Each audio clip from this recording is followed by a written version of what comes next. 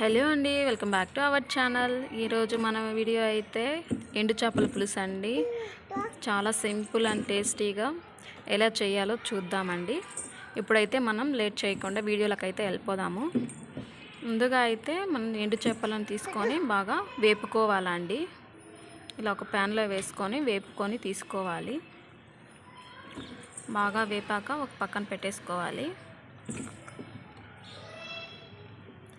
ఇప్పుడు అదే ప్యాన్లో రెడ్ బఠానీ అండి, ఎర్ర బఠానీలు వేసి బాగా వేపుకోవాలి.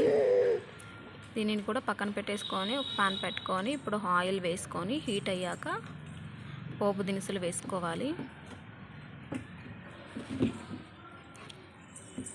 పోపు దినుసులు వేసి చిన్న చిన్నగా కట్ చేసుకున్న ఆనియన్స్ వేసుకోవాలి. అందులోనే కొద్దిగా వెల్లుల్లి రెప్పలండి, కచ్చాపచ్చా కొట్టుకున్న వెల్లుల్లి రెప్పలు వేసి కరివేపాకు వేసుకొని బాగా ఫ్రై చేస్తూ ఉండాలి. ఇలా ఫ్రై అవుతూ ఉండగా మనం చిన్నగా కట్ చేసి పెట్టుకున్న ఒక టమోటాను వేసి ఒక టమోటా మొత్తాన్ని అయితే వేసేసుకోవాలండి. వేసేసుకొని ఇలాగా ఫ్రై చేసుకుంటూ ఉండాలి. ఇలా మెత్తగా ఫ్రై అయిపోయింది.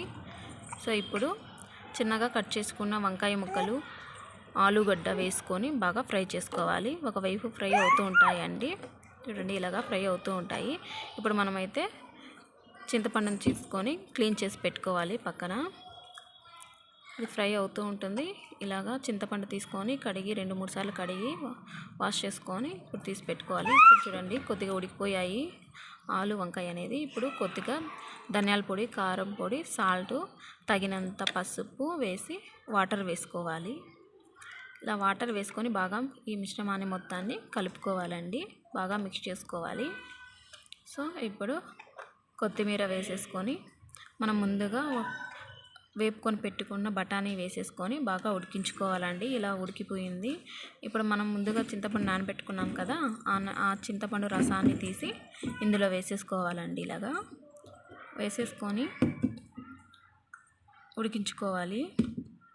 చూడండి ఉడుకుతూ ఉంటుంది, ఒకవైపు ఉడుకుతూ ఉంటుంది. మనమైతే చేపలని క్లీన్ చేసుకోవాలండి. ఈ చేపల తలలు మొత్తం తీసేయాలి, టేస్ట్ బాగుండదు కాబట్టి తీసేసుకొని, అందులో మట్టి ఉంటుంది సో తీసేసుకోవాలి.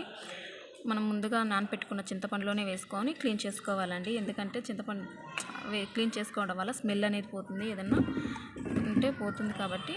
సో నేనైతే ఇలా క్లీన్ చేసుకుంటాను. క్లీన్ చేసేసుకున్నాం. కూర అయితే బాగా దగ్గర పడింది. ఇంకా లాస్ట్ మినిట్లో అయితే వేసుకోవాలండి చేపల్ని, ముందుగా వేసుకోకూడదు. ఇంకా 1 మినిట్ పెట్టుకోవాలంతే. వేసేసాక 1 మినిట్లో ఆఫ్ చేసేయాలి. కూర అయితే రెడీ అయిపోయిందండి. చాలా సింపుల్ అండ్ టేస్టీగా ఎండు చేపల పులుసు అయితే రెడీ అయిపోయింది. Thank you for watching.